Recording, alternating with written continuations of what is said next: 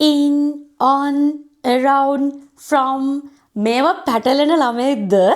එහෙනම් මේ වීඩියෝ එක ඔයාට in කියලා කියන්නේ මොකද්ද? in කියලා කියන්නේ තුල. එතකොට on කියලා කියන්නේ මොකද්ද? on කියලා කියන්නේ උඩ නැත්තම් මත කියන එක. හරි. එතකොට under කියලා කියන්නේ යට. around වටේ. around කියලා කියන්නේ අපි වටේ කියන එක. හරි. ඊට පස්සේ තියෙනවා between. between කියලා කියන්නේ අතර මැද. along කියලා කියන්නේ අපි දිගේ.